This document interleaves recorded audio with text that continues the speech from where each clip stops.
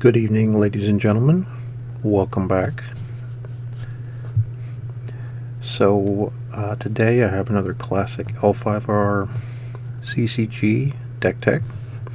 Today we're going to be exploring the Unicorn Clan back in the Jade Arc.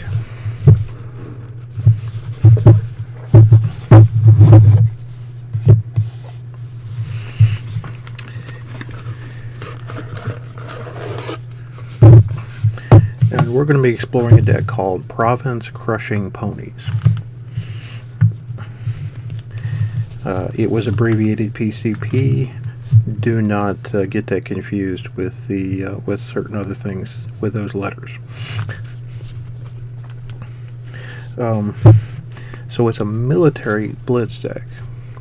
It's designed to use the original cavalry trait, or cavalry assignment phase, to allow you to take a couple of provinces very easily with no or almost no defender, well, usually no defenders, and then you build up for the last two. That's pretty much been Unicorn's MO for a very long time. So for those who don't understand the old cavalry rules, basically when the battle action segment started, each player would assign infantry units, attackers first, then defenders. Then each player was assigned cavalry units, attacker, and then defender. So this meant if you were playing all infantry, you wouldn't.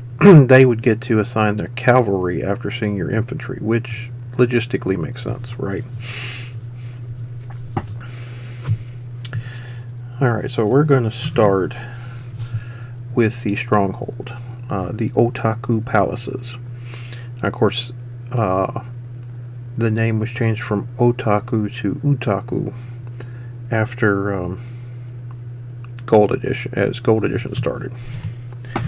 So this is a stronghold from Hidden Emperor. I think it's Hidden Emperor 4. 5 province strength, 5 gold production, 5 starting honor. Magistrates will join you for 1 less gold, and it has a reaction. Once per turn, immediately after another player has declared an attack on you, straighten all cards in one of your cavalry units. You may perform this action even if the stronghold is bowed. So you basically get to straighten one of your units when they attack.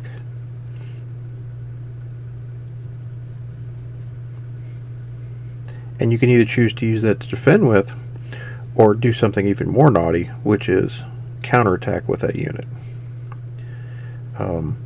The magistrates will join you for 1 less gold. It varied on if that was used. Now in this deck, there's actually a personality that that quite likes it, because it makes that personality boxable and lets you gain honor for them, which is so good. So that's your Stronghold. Sensei, Kaede Sensei. You've seen this one a lot. Since you blow through a lot of fate cards in hand, this lets you get your Ring of the Void.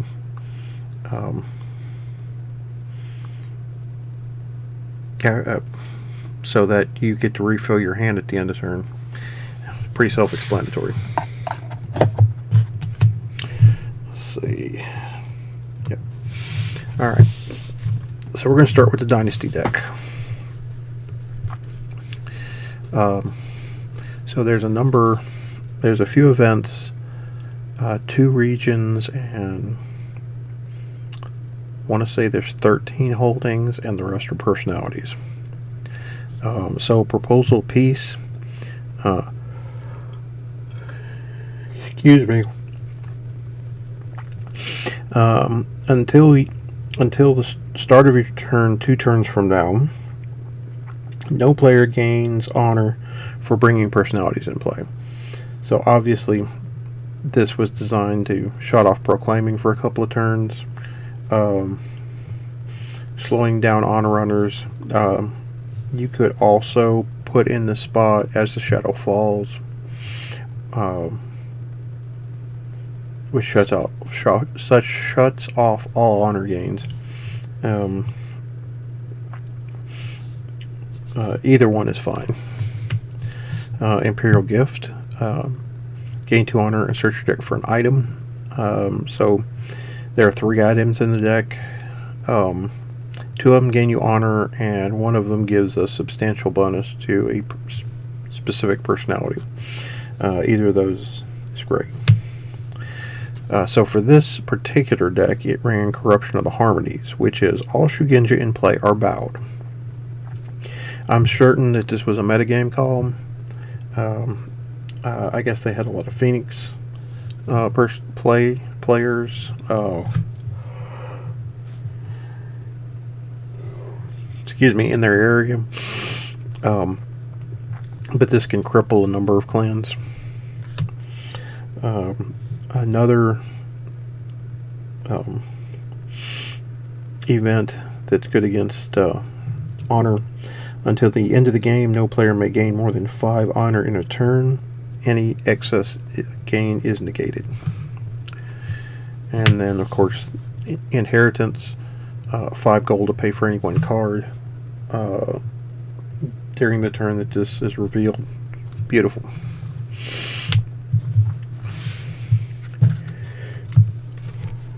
Excuse me.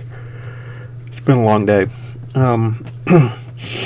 So for regions, the first one we're going to talk about is Otaku Meadows.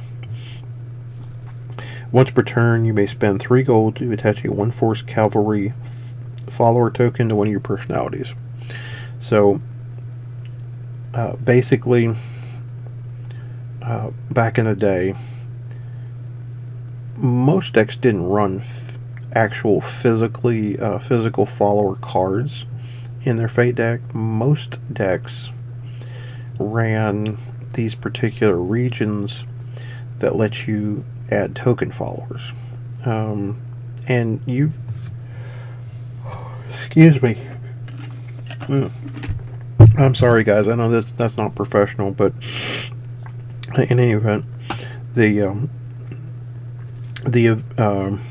token followers were protection and easy ways to gain a whole lot of force for very little. And you've probably seen that if you play during the Lotus arc or the Samurai arc, where you had Matsu Beniha, who made the non-human cat tokens that got passed around.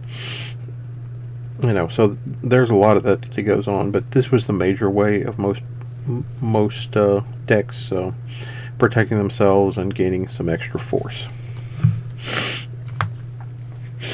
The other one is a unique region, Golden Sun Plain. Once per turn, increase the gold cost of gold production of one of your gold producing holdings by 2 as it vows to produce gold. So pretty self-explanatory. I'm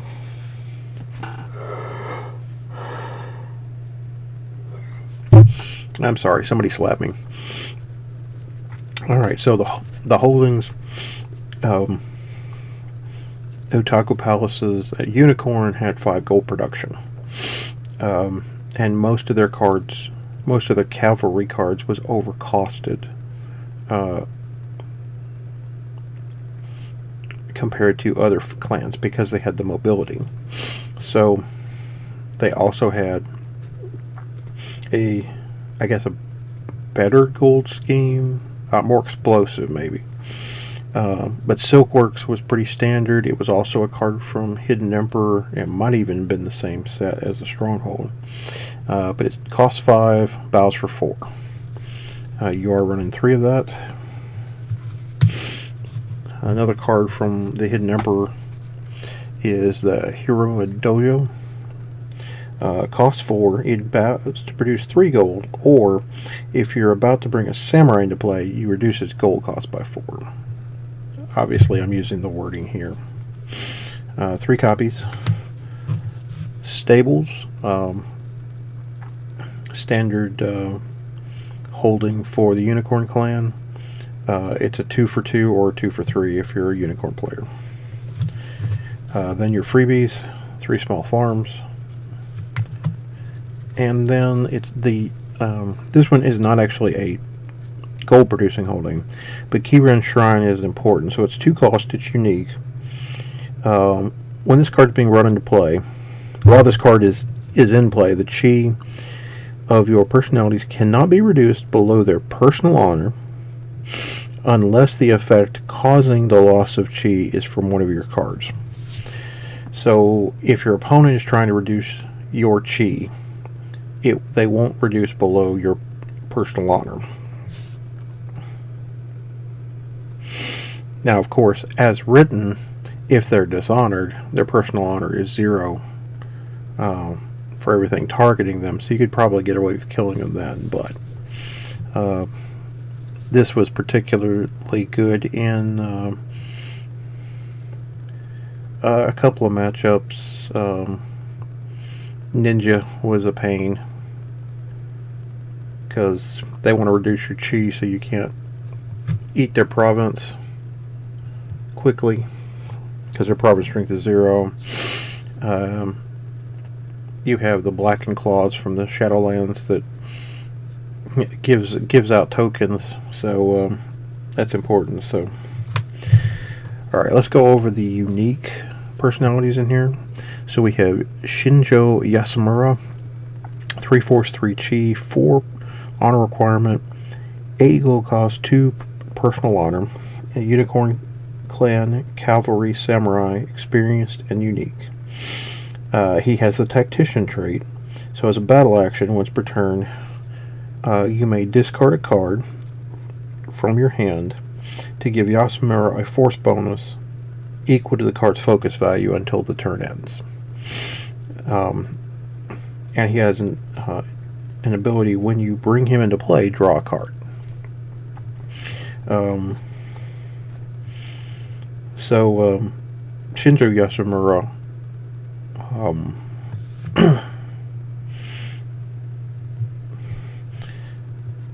he's nothing special, but he's fairly cheap. The drawing the card is nice, and having the Tactician trait can help you snipe a province if you're not otherwise able to. Otaku Zhang Chi, 3 force, 3 chi, 4 honor requirement, 10 gold cost, 3 personal honor. Unicorn Clan Gunso, Battle Maiden, Samurai, Cavalry, experienced, unique. Xiang gains +2 force while she has the Armor of Earth attached. And the Yang's followers each gain +1 force each time she gains a force bonus. So yeah, the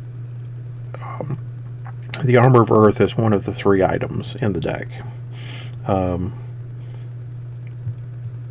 With the Armor of Earth, her bonus and her base force, she can take a province by herself. The other ability is just gravy. Now we get into a couple of Shugenja, or actually 2 copies of the same dude. Ayuchi Karasu, 3 force, 3 chi, 4 honor requirement, 8 gold cost, 3 personal honor. Unicorn Clan Shugenja, experienced, unique.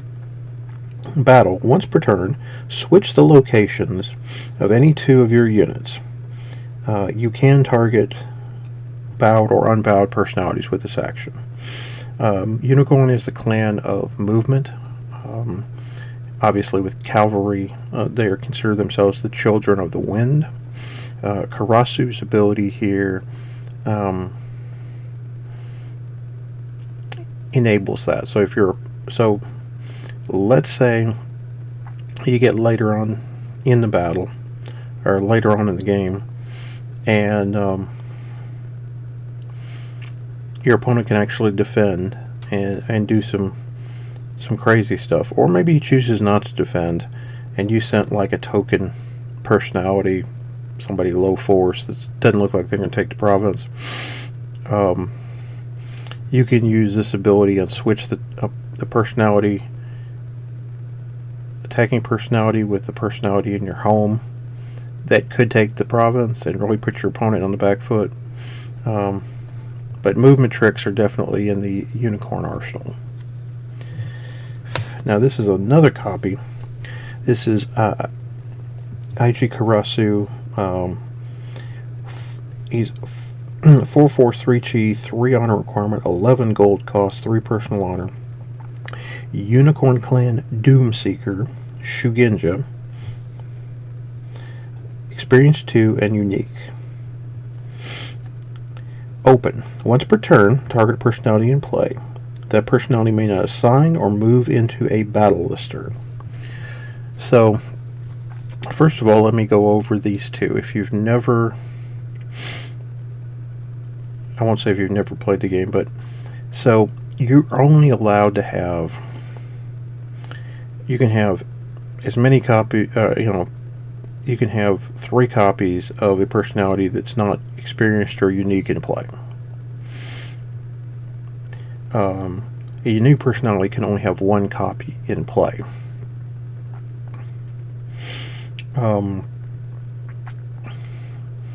You can play the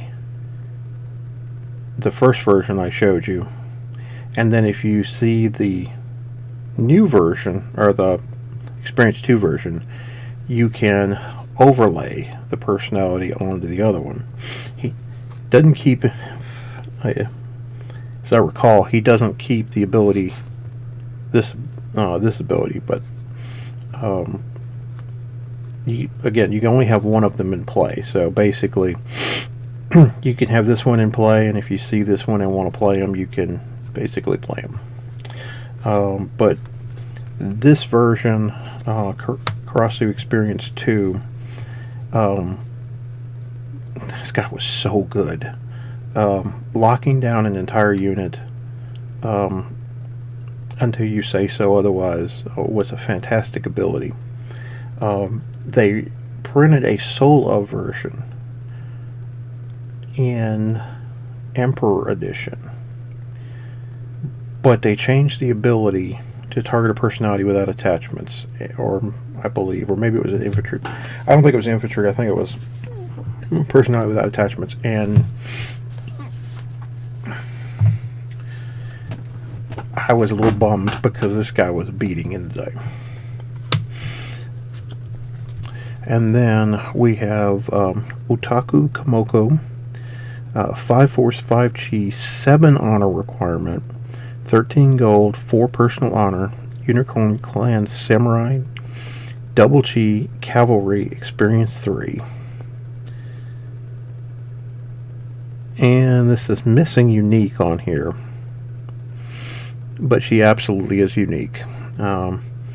As I recall, she comes in the starter deck with the Otaku Palaces.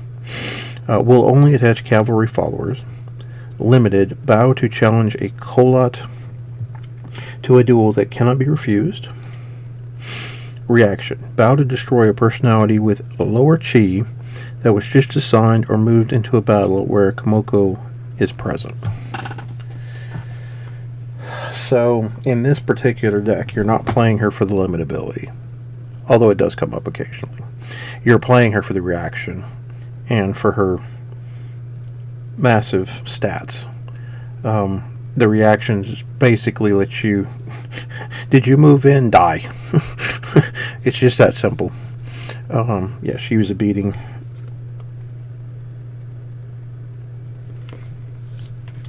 Alright. To the non-unique personalities. Otaku Bacon, 2 force, 3 chi, 1 honor requirement, 7 gold cost, 2 personal honor. Unicorn Clan Sergeant, Samurai. Limited. Bow Bacon, attach a 1 force cavalry follower token to any one of your samurai. So you're running 3 copies of this guy. Based on the rules of that day, if you're not bringing him into play for honor, you can, since he's of your clan, you can pay 2 less gold. So you're paying 5, which is how much the Stronghold produces, to bring him into play. And if you get all of these guys going, there's a lot of One-Force cavalry followers being attached to your dudes all the time. Or in this case, the ladies, because most of the personalities in here are battle maidens.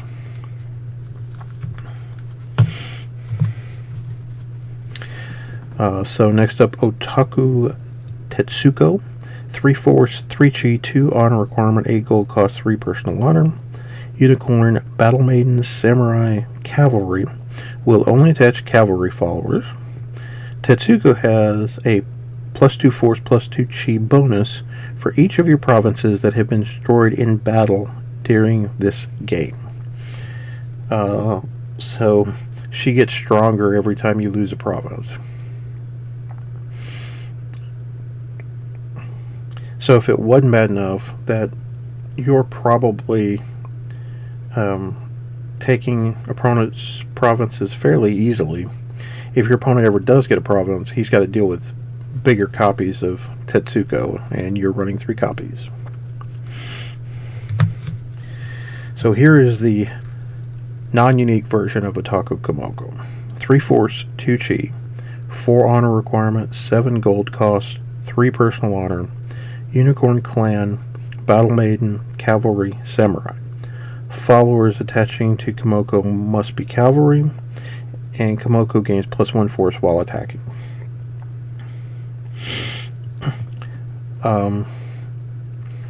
So back in this era, your province strengths were usually 5, 6, and 7.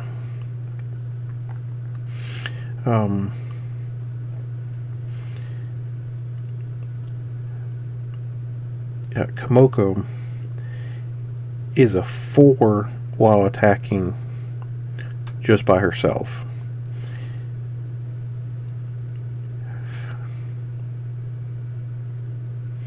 One pump gets you over, one follower gets you to 5. One pump will get you to 7 or 8, depending on which pump it is. So you can almost take anybody's province with her very early in the game. She is boxable at 7 gold because she's 5 if you don't want to gain her honor, and you're running 3 copies. So another non-unique for an unique we saw earlier, Otaku Xiangqi, 1 force, 3 chi, 3 honor requirement, 6 gold cost, 3 personal honor, Unicorn Clan, Battle Maiden, Cavalry, Samurai. When a charge card targets Xiangqi, she gains an extra +1 force. So there's a card called Charge, which gives any personality +2 force, or gives +3 force to if you targeted a Lion Clan personality. So she basically gains the same strength bonus as a lion when targeted by that card.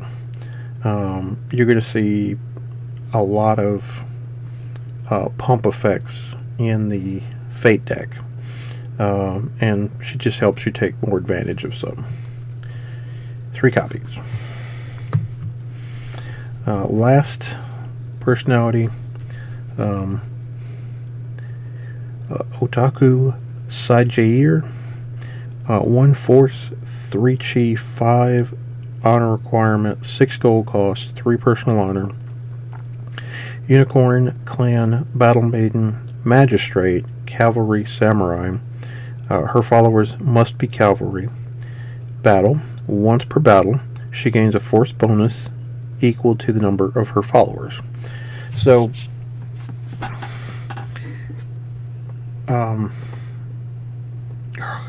her being a magistrate is very useful in this deck. You can proclaim her on the first turn because she goes from 6 gold to 5 gold, gain her 3 personal honor, putting you at 8.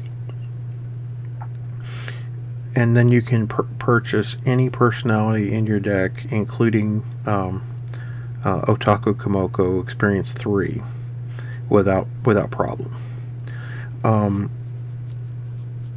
She doesn't blitz quite as well as some of the other personalities, but once you start stacking cavalry tokens on her, she can just get massive. Alright. That's the Fate deck. Or that's the Dynasty deck. I'll get my decks right here in a second. Now on to the Fate deck. So as I recall, yeah, I think I've got them stacked by frame. So we went over charge. So there's 3 copies of this card. Plus 2 force if targeting anybody, plus 3 if you targeted a lion. It's one of the pumps in the deck. You've got 3 rallying cries. So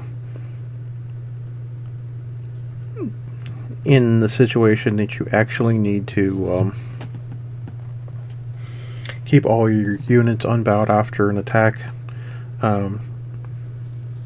this lets you have your defense set up so you don't get cremated on the return swing. We have 3 deadly grounds, standard in every military deck that I'm aware of out of this era. Just stops anybody from doing anything unless they can blow it up, and if you're ahead in force, they're in trouble. Refugees. So refugees, you can play this card when you don't have presence, which is important. You can target and send a personality home that doesn't have any followers, and they can choose to pay 1 gold, and if they do, they get to attach a single 1 Force Ashigaru follower token to the personality. Now, where this card is great for removing presence, but it's really good for removing presence against other cavalry folks, because if they don't have any tokens on them and you send them home with refugees, they're not going to pay the 1 gold, because if you give a cavalry personality an infantry follower, you have slowed down the entire unit, and therefore the unit is no longer cavalry. So that's important. Running 3 copies. Counterattack. Obviously, with this Stronghold ability, being able to straighten a cavalry unit, you have opportunities to swing back more than your opponent realizes most of the time. I've had my pants, I've been caught with my pants down, as the saying goes, thinking I was fine, and then they straighten the unit and say no blocks, and then they go counterattack, and then I lose a province. So 3 copies. Superior tactics, pretty self-explanatory. This is here to blow up terrains. There are certain terrains you don't want to see. Come one at a time, entrapping terrain, etc. It does have the movement clause,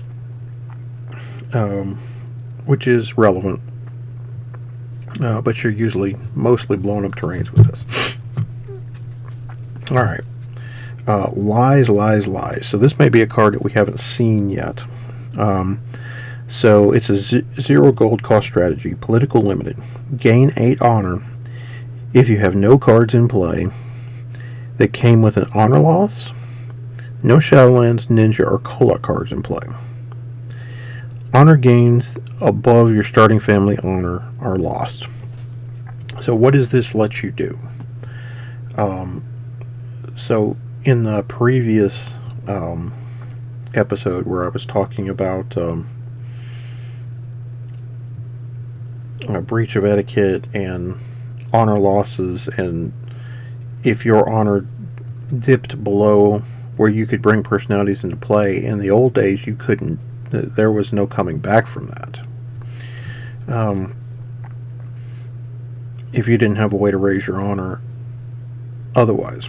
So what this card does is if you drop below your starting honor, in this case on our Stronghold it's 5, because your opponent played Breach or Shame or anything like that, you get to play one of these cards and raise your honor back up to the either by 8 or to your starting family honor, so you can at least play the game, continue playing the game. This is a lifesaver. 3 copies. Alright, so for more of our pump spells, so we have Destiny Has No Secrets. This is a 0 cost battle. Reveal your hand to all other players. Give one of your personalities +2 force, +2 chi until the end of the turn. So normally it's not advantageous to show your entire hand to your opponent, but yeah, it won't matter if you don't have any cards in hand, or if all your hand is pump spells. They're going to be, or pump effects. They're going to go, guess I'm losing province. 3 copies. Strength of Purity. Battle action, give +3 force, +3 chi to any personality with personal honor greater than 2. So 3 personal honor and higher. That's everybody in the deck except Akoto Bacon. Again, this is another one to max out. Swinging early and taking provinces quickly and unopposed. 3 copies. Sneak attack, for when you absolutely, positively have to win the battle. You want to take the first action. Typically it's going to be sneak attack deadly, which means my guys have more force than you. Let me drop the terrain. Can you not blow it up? Game. No. 2 copies. I could only find 2 copies left. I know I've got more, but I was trying to use the versions from these arcs. Kamoko's Charge. Now there's supposed to be 3 here. I could only find 2. I'm sure there's another one buried in here, but it's a terrain. All personalities and followers in cavalry units gain +1 force. All your personalities and followers have cavalry here, so that's not going to be an issue. It should be 3 copies. I'm running a contentious terrain, or contentious terrain, but in that spot, but is a placeholder mostly. Crushing Attack. This is another one that you can play with Sneak. So you can only play this card if your army currently has more than twice as much total force as the opposing army. The battle action phase ends, and this battle is now resolved. So basically it says, nope, nobody else can take any more actions. Let's resolve the terrain and calculate force and destroy armies, etc. So 3 copies. Alright, so Armor of Earth is +1 force, +2 chi, 8 gold cost, 3 focus value. Unique armor. The gold cost of this card is 0 if you have Ring of Earth into play. Armor gains +2 force, +1 chi while you have Ring of Earth in play. Elemental reaction. You may cancel and negate the effects of any action that would move this unit out of battle if it had been assigned to it. Now you see why Otaku Xiangqi is just ridiculous with this.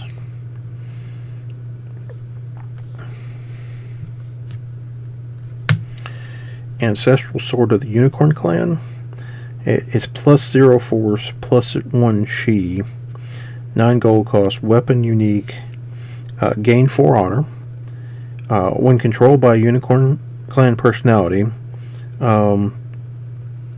This sword has +1 force, +1 chi for each Unicorn Clan personality you control. Other Unicorn Clan players lose 6 honor when this item is brought into play. This is why the Ancestral Swords were busted. Gain 4 honor on an item or on a single card that wasn't a strategy was pretty ridiculous. The bonus was great if you could, if you're spreading out and doing some crazy things. But causing your opponent, if they're a unicorn, same clan as you, to lose 6 honor because you got your sword out and they didn't. And by the way, unique cards and events, only one copy could ever resolve. Well, I say that. If I play my Unicorn Clan, or Ancestral Sword of the Unicorn Clan, as long as it's in play, my opponent cannot play their copy. And same with the personalities. If you have a unique personality in play, they can't play their copy. At least that was the rules during J-Dark. The last item is the Imperial Standard. +1 force, +2 chi. Unique, 5 gold. You must discard the Imperial Favor to bring this card into play. This item may not be attached to a personality with personal honor less than 3.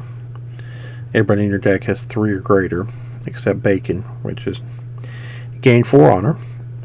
Followers in this unit are immune to fear, and all followers in this unit have +2 force while the standard is in play.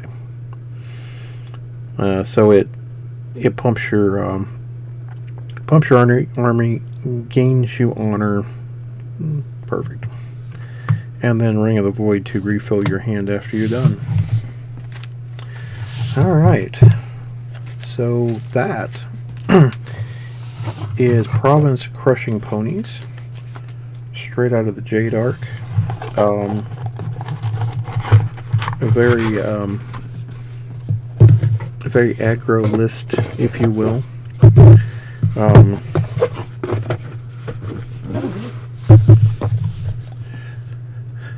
I will be back with more of these as I get decks built and sleeved up to introduce the world to the historical nature of the game. Until next time, there is no escape from the tiger.